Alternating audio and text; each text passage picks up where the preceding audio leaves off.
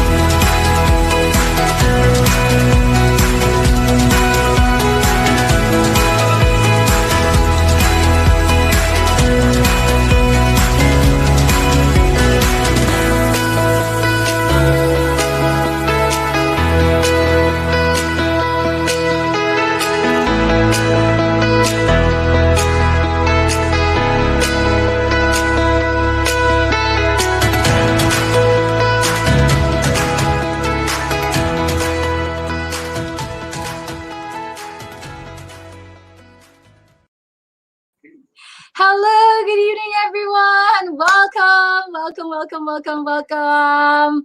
Worldwide Weddings TV is back. Diba? Talagang nakabalik na po kami. Season 2, ladies and gentlemen. I am so pumped up, actually, because Season 1 was amazing. So you saw the video. You saw naman, we had so many exhibitors. We had so many brides. And I think Season 2 is only gonna get better and with more exhibitors and with more brides na tutulungan natin. Brides and grooms, by the way. So, of course, for those of you who don't know me, ayan, pero feeling ko naman, baka kilala nyo naman ako. Medyo kalat-kalat na yung face ko.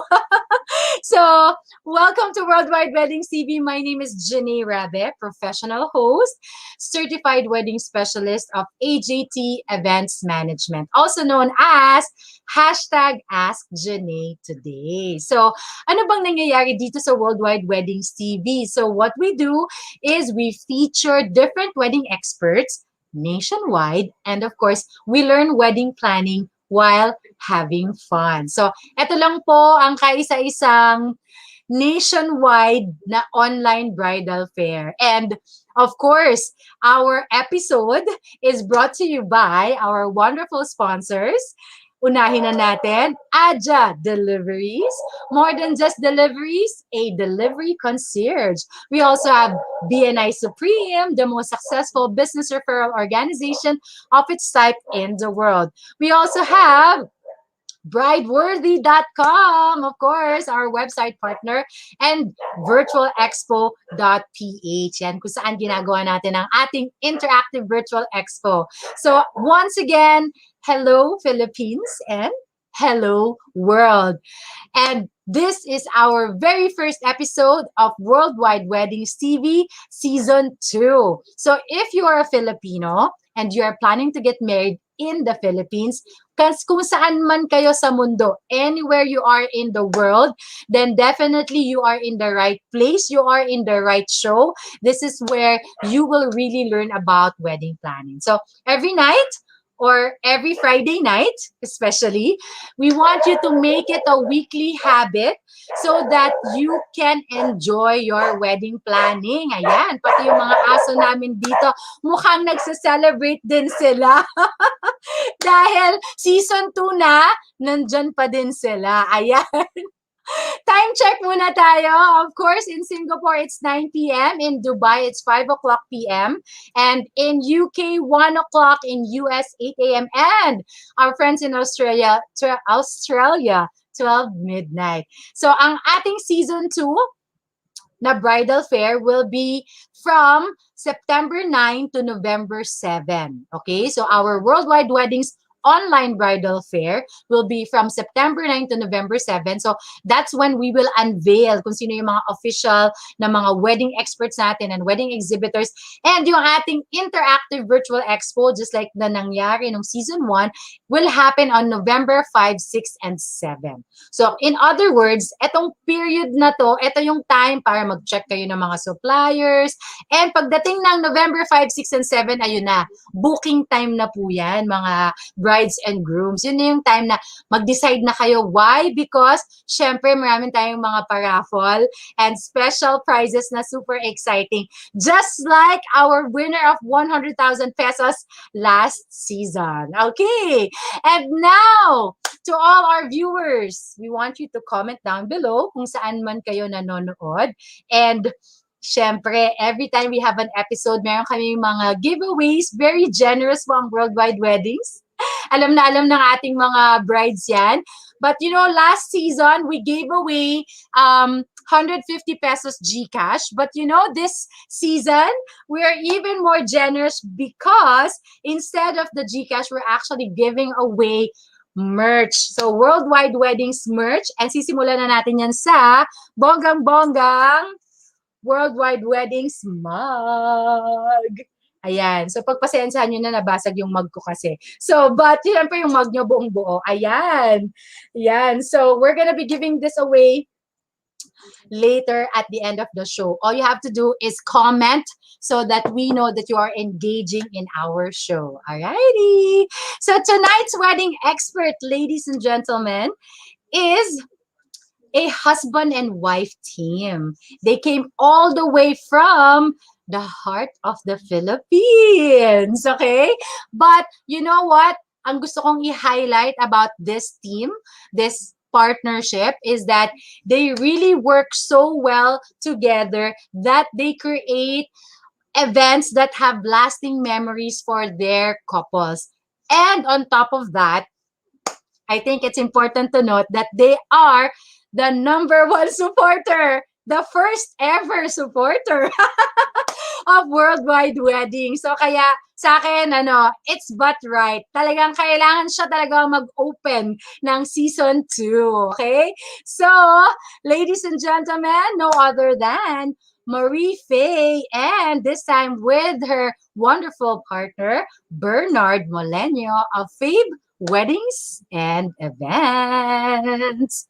Ayan, so ayan ang kanilang beautiful poster on Spotlight Tonight. Okay, ladies and gentlemen, bago natin sila i-bring on stage, why don't we see some of their sample works muna? So, let's all watch this.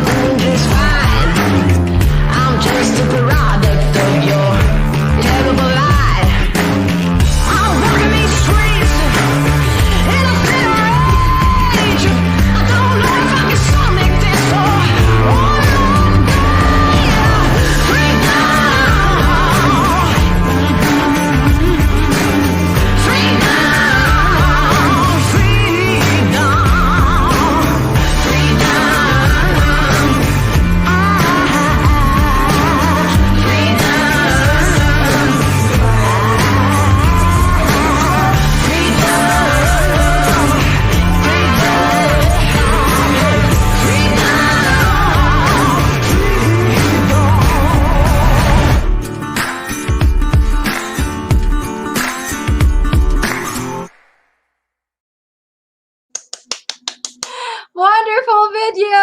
Let's bring them on stage! Hi! Hello, Philippines! Hello, world! Good evening! Good evening! Oh my goodness! I am so happy to see Bernard finally! First time. Diba? Kasi parang last season, we would refer to Bernard. I'd ask advice from Bernard, diba? And so I'm so happy that you are here with us today. And of course, the ever beautiful Miss Faye, diba? We're so happy that you are here. Welcome again to Worldwide Weddings TV. Ito na, season 2 tayo, no? So, wait, batiin muna natin. Ang dami natin agad na viewers. So, let's read. I believe some of these people are really our brides. So, we have Miss Colleen Romero saying hi. Hello. We have, ayan, i-flash natin sa screen para makita natin. Yan, we have Rufa. We have MJ. Hello. We miss you. We miss you, MJ. Ayan. We have Casey watching from Paris. O, diba? Ayan, we also have Miss Zane. Hi, Miss Zane. Ayan. Irene. Okay. Oh, and we also have our winner from season 1. Ayan, okay. And also, Miss Tori, hi!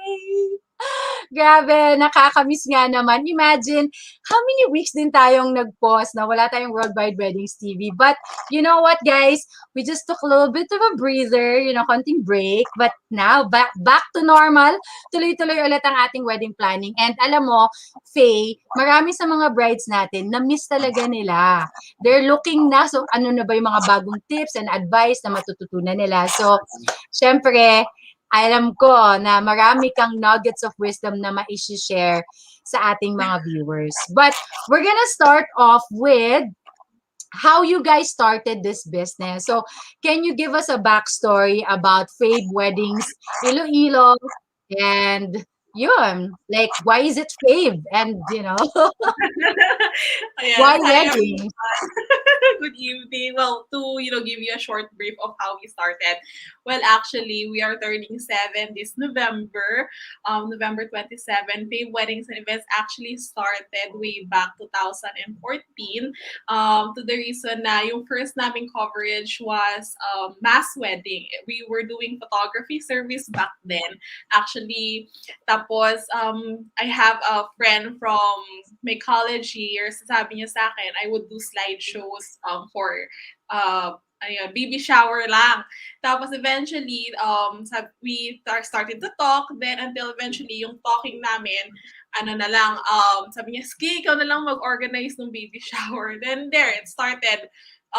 And I'm so proud that that child ngayon is turning 7 now and 8 now and yearly kami yung nag-host ng nila family events from their civil wedding and hopefully church sana soon. Hi guys, Mr. and Mrs. Romero from USA. Hello.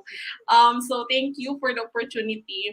Actually when we were starting, medyo sabi ko parang wala pang kapital, ganyan. But when it is given to you, the opportunity is given to you, grasp agad kung go na, push na. So yun, from then on, nagsunod-sunod na words, referrals spread like wildfire. So yun, then eventually I took my licensure for weddings, certified wedding specialist worldwide, last 2018. Yun, then, and the rest is history. Pero may add ako context. Oo. So, before that, mag-boyfriend, girlfriend pala kami ni Faye. Tinanong niya ako kung marunong ba akong mag-organize ng event. Sabi ko, hindi ko alam kung bakit tinatanong kasi, yun nga, out of the blue nagtanong siya sa akin. Marunong ka mag-organize ng event? Sabi ko, yes, marunong naman kasi yung background ko before, I handle naman staff and people sa before sa seminary ako nag-college, then may mga obligations and work na in charge ako sa mga sa mga staff ng ng school, ganon. So sabi ko sa kanya, somehow may idea naman ako handling events or handling people. So pero mga like months after pa, or I think a year na at nag-first event kami. So ganon. So hindi ko alam na doon para papunta yung question na gano'n. Yeah, grabe. Okay. So exciting kasi parang naisip ko, siguro sine-check ni Faye, pag sagot niya yes, i-consider ko siya na maging partner ko. Pero pag nasagot niya no, wait a minute. May business plan pala.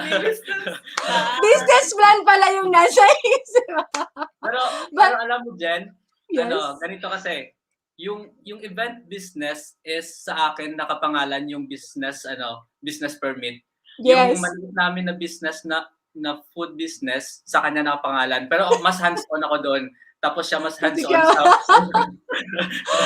diba?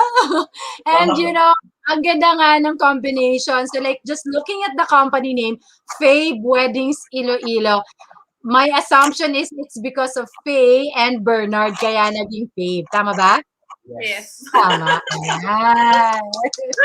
Ayan, mukhang may supporter ka dito. Oh. Go, go, go, Faybe. Hello, sir. Hello, sir. Oh. Actually, most of the time, Jen, yung couples or the suppliers, every time if they didn't meet me yet, they would refer Faybe or Faybe nga, sabi, pero the right pronunciation is Faybe. Ako lang, oo. Then nagugulat sila na si Bernard. Husband and wife team pala yan. Oo, it's 2 persons in one day. Yes. Konting background lang sa ating mga brides, no? I remember kasi last time, I consulted with Bernard on some of yung church concerns, like in terms of the documentation and all that. So, I believe that Bernard is perfect for topic. Gawa tayo ng community event, Bernard. Ikaw ang ibibida natin.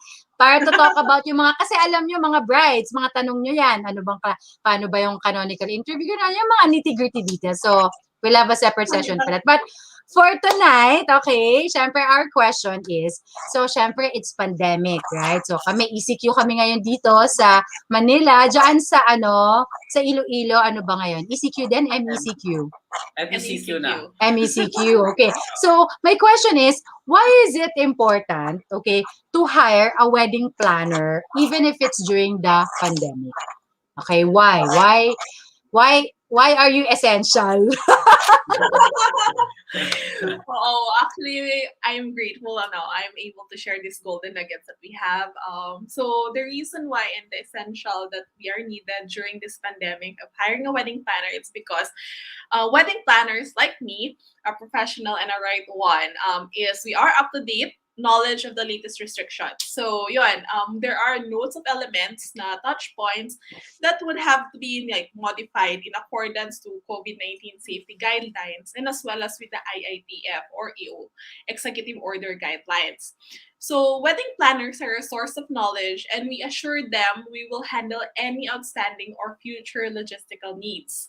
So that's one. Number two, we know the basic familiarity with new technology and platforms, and of course how to troubleshoot them. So event professionals should have a working knowledge of what's possible, workarounds, and some familiarity with the biggest virtual platforms out there. So basically, ngayon, ang on-trend is the video conferencing software platforms. We have the famous Zoom, we have Microsoft Teams, GoToMeeting, Skype for Business, Easy Talks, Meeting, Starleaf. So those are the 2021 trends of software platforms that we have. Then, of course, number three, we have the variety with best practices for crisis communication. So, actually, talaga. So, we are already in the middle of the pandemic, no? Tama. So, yeah. So, as event planners, we do calculated risk management. So we need to identify the potential problems on how they are cured, what's the risk, and what are, how to solve it, para may projection tayo. So that will involve, the first step is to do my diligence. So we have been sticking our noses and fingers to the latest executive orders online. Lahat halos ng reliable pages in Facebook and of course in news, laging naka-pin post yan. So number one, actually, I've been reading a lot. As in, feeling ko maglo-law school na. So, yeah, kasi talagang minimemorize. So it's not just me actually. When I first read the touch base on executive order, I will have Bernard reread it and we will both interpret it. Sometimes nga nagiging normal conversations na namin, dinner, breakfast, EO, sa sasakyan, and any other ordinary day. So whenever our couples have questions of weddings in the pandemic, we would be able to know what will be the resolution for it. Yan. So next, we will also anticipate mistakes. Yun, we will set points. So go every event ngayon sa new normal is it's a clean event. Hopefully clean event. No one gets, positive or no one gets dragged with burdens. It's a happy event. Everyone is safe, celebrated, well flowed, and of course, team, diba, yung mga ganon. Tapos, be willing and be ready, of course. Tapos, at least we know when to execute the plan and not to execute workarounds as well. So, the entire globe is really completely unprepared for the type of crisis that we have right now, which is the COVID-19, and it's still unending. And hopefully, we still see the light at the end of the tunnel as we are already getting vaccinated. We are already. So, we got our first job. All right, thank you so much. So, I know that the importance of having a crisis management plan in order to, counteract such a dire situation. So we may never go back to normal and best to be prepared for the worst should the worst happen again. That's why nga sabi nila nasa plan sila Faye and Bernard na ZZ na kami.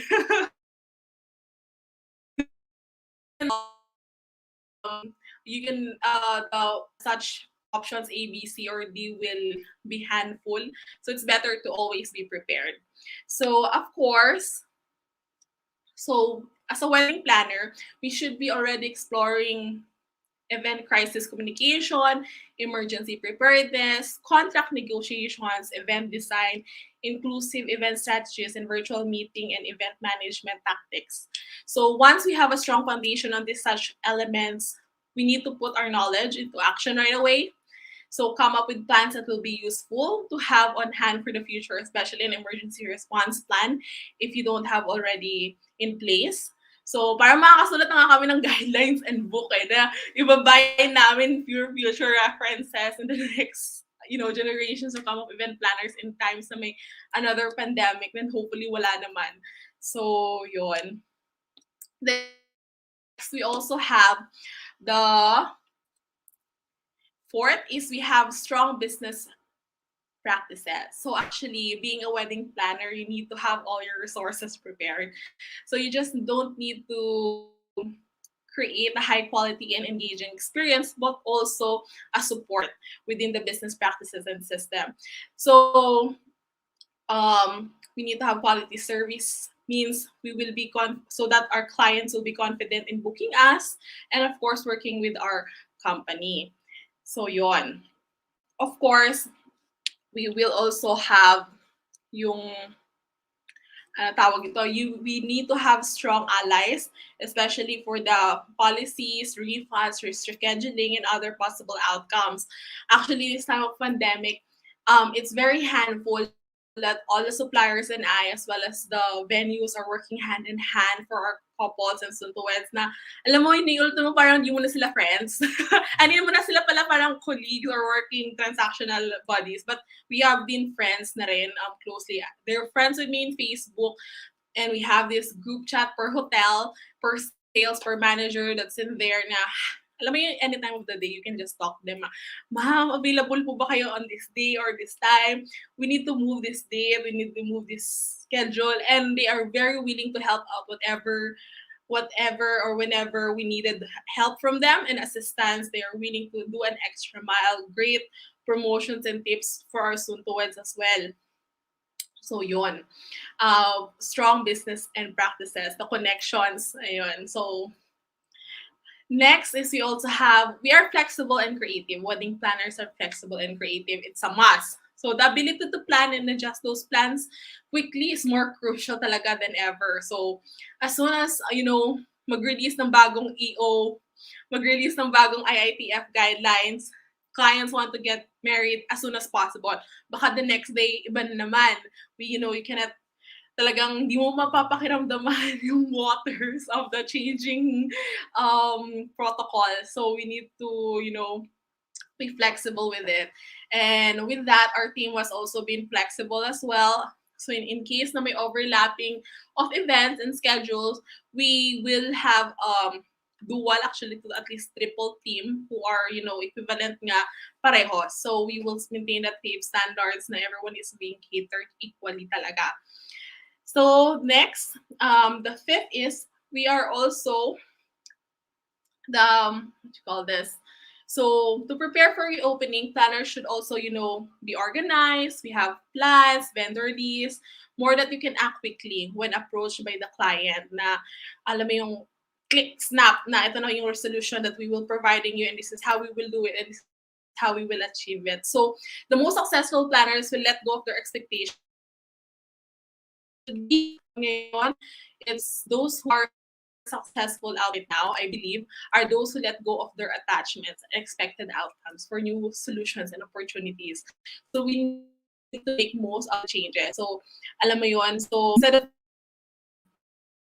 stressing yourself out, kasi ito na yun eh. So, we will try to make the most out of, na memorable siya.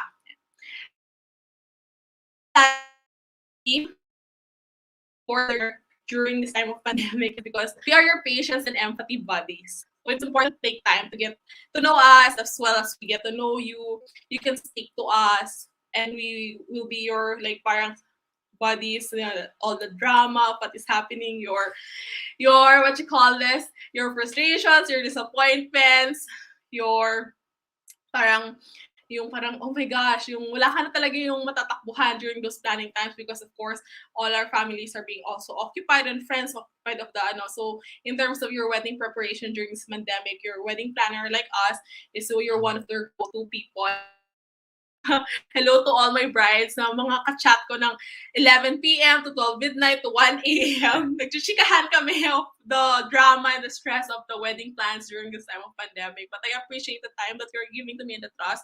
So we will be there for you. You got us. We got your back. We will work together as a team, and we have each other. So yun, walang iwanan sa area. We will not leave you on fire. So that is what Faybe is during the entire of this pandemic. So, of course, with that, we really value in this industry of building relationships. That's why, alam mo yun, we do always an extra mile in terms of handling this kind of people. Na, alam mo, you're there for them at least 24/7. You try to micromanage your time for them. Yung mga ganon. So, of course, no one feels like to get rushed in making a decision time around. So, of course, with patience comes empathy. So, let's just try to show a little grace from day to day. Ayan.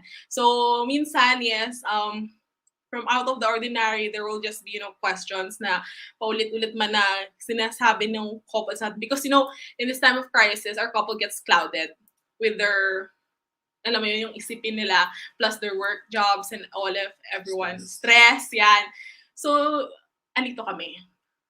All you need to do is just talk to us and we'll be there. So those are my answers. So actually having a professional wedding planner is parang may backup ka on your wedding preparation. So not just an ordinary backup, but these backup are well equipped with experience. So they kasi nga this pandemic is first time lahat tayo first time naka-experience ng ganito. So on the event industry, we don't know talaga kung ano ang pwedeng gawin or no. So based on experience, we are now equipped with something like alam namin kung anong pwedeng ma-recommend. So what's the best recommendations, especially here in Iloilo.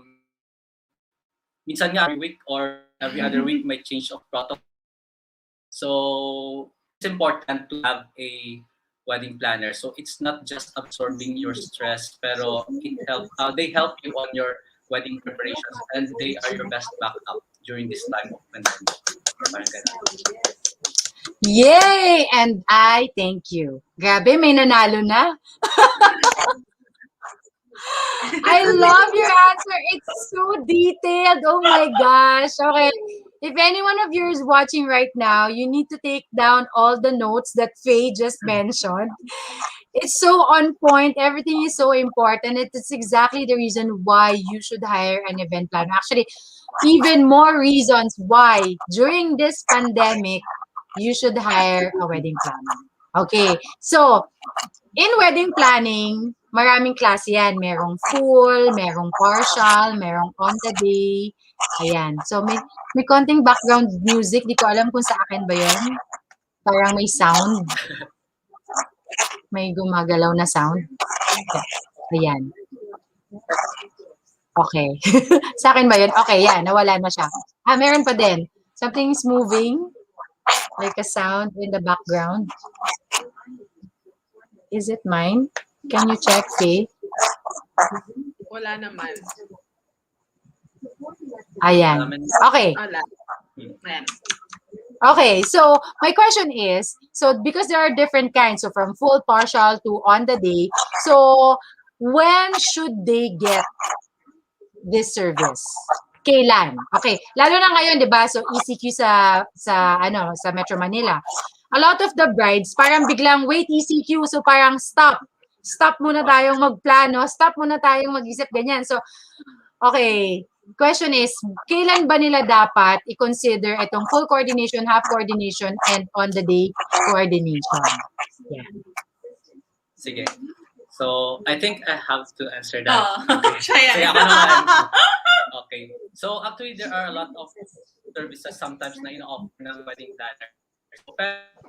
usually it falls into three. Yun nga, ang full planning, and over or halfway on the day coordination. So before I go to that, ganito as planning to have your wedding or planning to get married, ask yourself. So first, ask yourself with these three questions. First is, do I have enough knowledge in preparation for my wedding? So hindi lang yan hindi lang yan like alam ko kung ano ang gusto ko for the wedding. So I know my plans. So it's not just like that kasi you have to consider a lot of things. So wedding planning is considering a lot of things like from suppliers, from booking of suppliers, from requirements, legal or church requirements. So there are a lot of things to consider. So make sure na well knowledge ka about that. So then the second is, can I handle the stress in planning? So nga ngayon pandemic, mas naging stressful yung wedding preparations compared to before. So before pandemic actually it's stressful na nga. Pero ngayon stressful siya because of these protocols at maraming change on that. So of this mga details or most of these things na ma-encounter mo are new to you. So bago ito sa inyo na couple kasi nga it's your first time na ikakasal. So di ba halos lahat naman ikakasal. So kami Faye na experience namin yan. Nung kami nag-prepare ng wedding namin. So makarelate kami on that. On the stress on wedding preparation. So it's different na ikaw ang nag-prepare sa wedding mo than being a coordinator sa wedding. So medyo stressful on the part of the couple. That's why na essential yung role ng coordinator on that. Then the third thing is ask yourself. Yun nga, kung kaya mo ma-handle ang stress, then you have a lot of knowledge for wedding preparations kasi minsan nga may mga items na pwede mo ma-search lang online, di ba? So, pero not to the detail, medyo general lang minsan. Pero yun nga, if ever na you have the knowledge, then you can handle stress kung kaya mong handle. Pero ask yourself, do you have time to prepare? So, enough ba ang time mo? Kasi this matters na kung anong klaseng service yung mo on the wedding planner. So the third question is have time to prepare for your wedding. So on something like especially work or other matters na outside on wedding preparations. So mo i-ask self mo. And these three questions will lead you somehow to decide on what kind of service na kukunin mo sa wedding coordinator. So is it full planning or is it halfway or handover or is it on the day coordination lang? So I'll give you a general glimpse on these services na ino-offer mostly ng wedding planners. So the first is full planning. So on full planning usually falls on the clients or the couple na yung idea of wedding is andun pa lang sa wala pang first step na ginagawa. So it's merely ideas pa lang. So dun papasok yung role ng coordinator. So you hire a coordinator, then the coordinator helps you conceptualize the wedding, kung anong gusto into details. So on this part, wala pang booking ng supplier. So it's more on conceptualization pa lang. Then after that, when you have concept na kung parang alam niyo na kung saan papunta yung preparations niyo, then you start to book suppliers na mag-fit sa gusto ninyo. So you start to suppliers then because sometimes it's too early to process legal requirements and church requirements. So sometimes it's more on booking suppliers just to reserve them on the wedding day. Then after that, the coordinator also helps in requirements, legal requirements, church requirements. Though mostly it's the role of the couple, especially on legal requirements, kasi it needs their some of the requirements also requires the presence of the couple. But there are tasks na pwede naman gawin ng coordinator. So generally, ang full planning is hands-on yung coordinator from the day of the booking, from conceptualization up to your wedding day. So andun si coordinator mo. So yun yung full planning somehow. Then on the halfway planning, actually yun nga, let's meet halfway. So let's meet halfway. May ginagawa si client or si couple, may ginagawa. Then si coordinator on their part, may ginagawa naman. So basically nag-start na si client ng ng preparations. So may mga tasks na siya natapos, like booking of suppliers, they have their reservation, scouting of the venue. So somehow may naumpisahan na si client or si couple. Pero along the way, medyo give up na or hindi na enough yung time or may mga other concerns na they need to consider. Then doon papasok si coordinator or they feel the need na kailangan na talaga ng guide. So naumpisahan na nila, along the way papasok si coordinator. So halfway, tutulong na si coordinator. Some of the suppliers hindi pa na-book, some of the details hindi pa na-finalize. So parang ganon, parang halfway siya. May mga hindi natapos si client, so doon tutulong si coordinator. So somehow it's related naman sa full planning. So somehow medyo malapit sila doon sa service ng full planning. Then the third is the on the day. So hindi naman literal na on the day lang yun na magpapakita si coordinator on the day. So usually it's the title of the service. Pero on the day usually most or all of the preparations are done by the couple. Conceptualization, planning, booking of suppliers. So somehow all the suppliers are being booked na by the client or by the couple. So what will be the coordinator's job? So yung gagawin ni coordinator, i-compile lahat ng plans, so lahat ng booking, lahat ng napag-usapan nila ng supplier. So lahat yun i-endorse sa coordinator. Then the coordinator makes sure na these things are nagawa or ma-execute on the wedding day. So yun usually yung tatlong services ng wedding coordinator. Pero make sure lang na you know sa contract ng coordinator na each services kasi minsan yung ang tatlong services na to is just title. So every coordinator naman is iba-iba yung task on each title of these services na ino-offer nila. So yun, at least you have the idea kung anong klaseng services yung gusto niyo i-avail sa wedding coordinator. Kasi you know naman kung ano ang capacity ninyo as couple.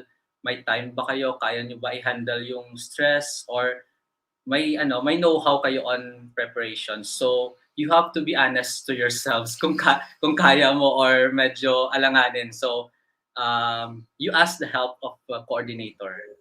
Sometimes, these coordinators will give you the best deals or will help you kung saan nyo makakuha ng best deals with suppliers. Right. Okay. So, what I got from there is that you as a couple, you need to know talaga kung ano yung kakayanan nyo. No, that's very important. And then yung question mo kanina about how much time do you actually have to be able to do this. So thank you for that, Faye and Bernard. So, in Worldwide Weddings TV, we always want to keep things real and we like bringing in special guests to ask you questions. So tonight we have a beautiful bride. So her name is Miss Josie. Let's bring her in. Hello. And I believe she's actually one of our active brides in the community. So, hi Josie. Hi po, good evening. Ayan, Nailing tell na us din po, Miss muna, Faye. kailan ba yung kasal mo and where? February 22, 2022. Iloilo City din po. 2022. Okay, malapit na yun siya, 2022. Okay, so I know that Josie has questions para kay Faye and Bernard. So, go ahead, Josie. Ask away. Okay. Yung first question po how do you deal with a difficult client that kept changing their mind po in wedding planning?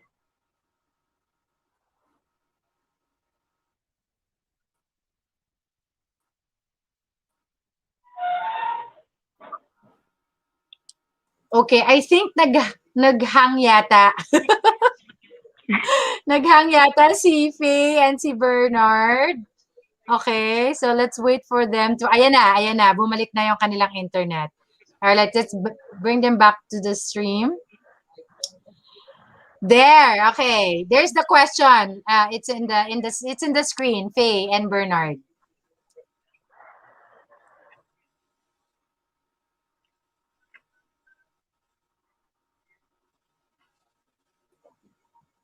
Okay, so I think that hello internet. Hello Philippines. Ayan, totoo naman po talaga 'yan.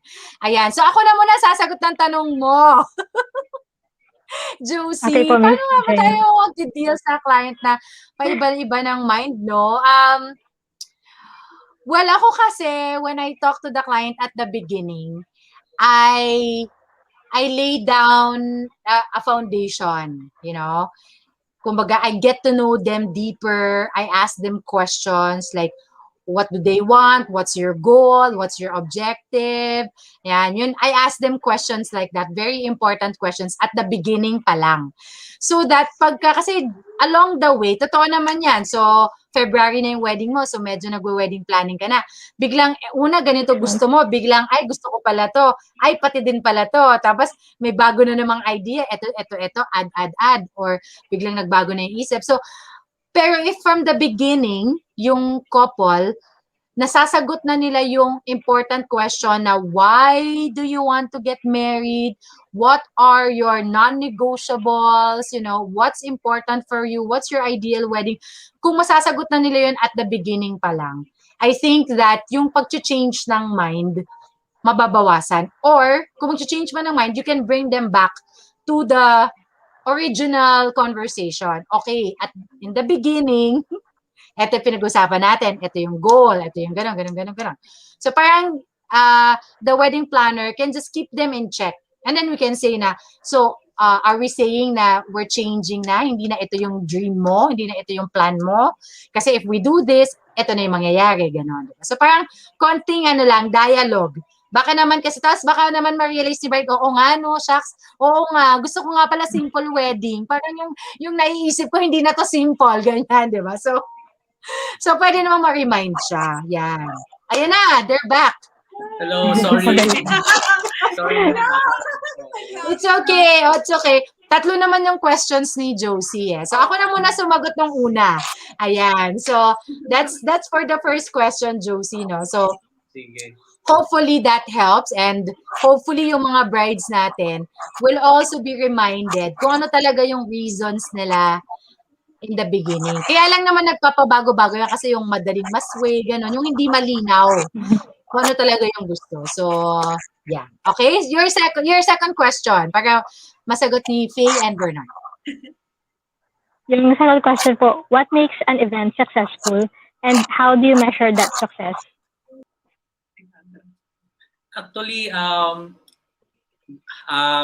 if you want to measure the success of the event, first thing is the reference is the couple. Actually, you should know what the couple wants, what is the target for the event, right?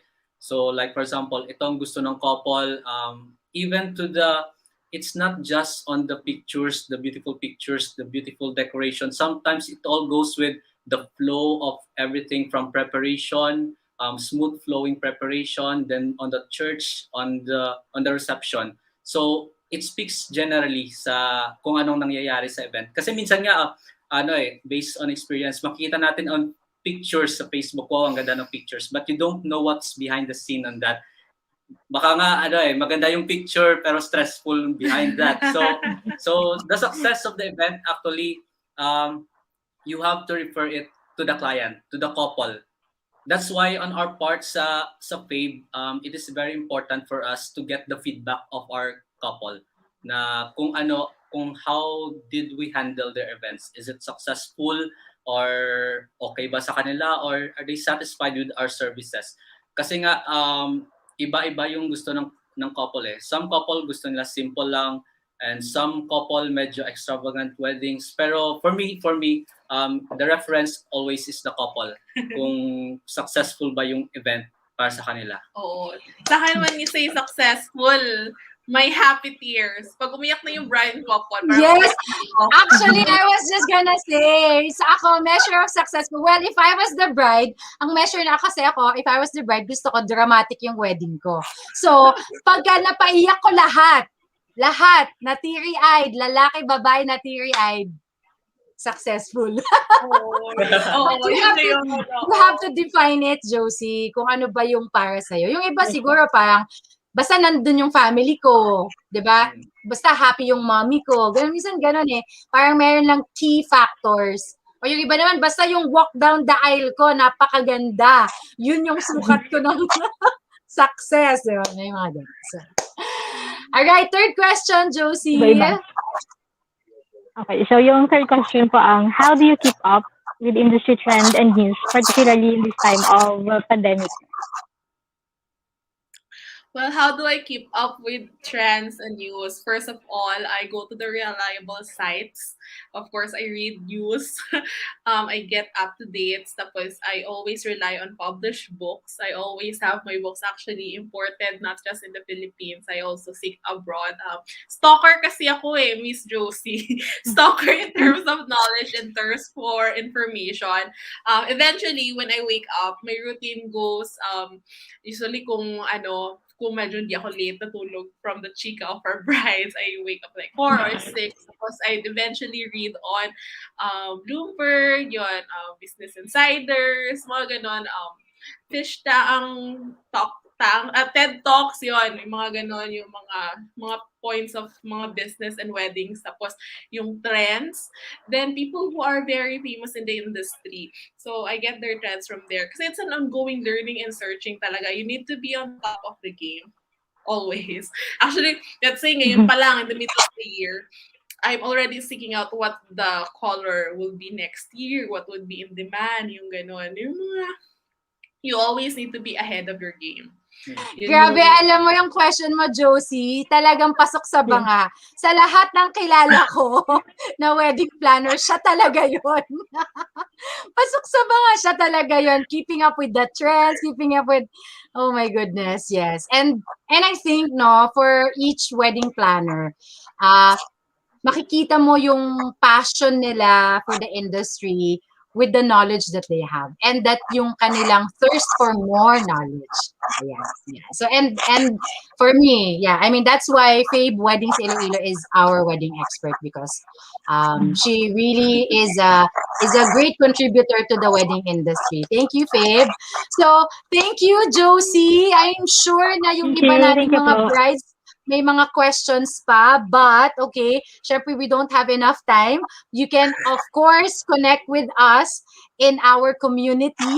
That's WWPH community, okay? You can join us there and you can ask questions more sa ating mga wedding experts. Okay. Now, Faye and Bernard, we're gonna do a raffle. So lahat ng ating mga viewers, kasama na din yung mga followers nyo dyan. Ilabas na natin ang ating Wheel of Names. Tignan natin kung may mga pangalan ba dyan nakilala mo. Ayan, si Toto Jamupas. Ayun. Ayan, let's see, sana sila ang manalo. Okay, so ang ipaparaffle natin ay isang Worldwide Weddings mug. Yes. Okay, so syempre, pagka pala yan, Iloilo ba yan siya? Pag Iloilo yung nanalo, ipapa-LBC ko pa pala. Okay, sige. But of course, courtesy of Aja Deliveries. Okay, let's go! Spin the wheel! And our winner is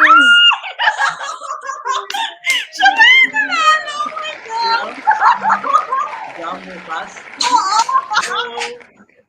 Grabe, wala po. It's not on my hands. Wala. Congratulations, Toto Sino Jack. yan? Ano ba yan? Kami na mag-deliver ng ano. Baka hindi ka mag-deliver sa kanya, sa amin na lang. Congratulations. Grabe, nagdilang anghel. Grabe, dilang anghel ko. Grabe. Okay, so to everyone who watched us tonight, thank you so much. Of course, don't forget to like our Facebook page and subscribe to our YouTube channel. And if you have any topics that you want us to discuss, or maybe meron kayong special request na wedding expert, just let us know. So, thank you so much, Faybe and Bernard. We're so happy that you are part of Worldwide Wedding Season 2. Two heads is better than one. Thank you, guys. So once again, if you are a Filipino anywhere in the world and you're planning to get married in the Philippines, then definitely Worldwide Weddings PH is for you. Watch us every Friday night, and that's 8 o'clock p.m. And better yet, join us inside the community. Again, my name is Janae Rabbit. Thank you for watching Worldwide Weddings TV, helping Filipino brides and grooms around the world. Thank you. Thank you.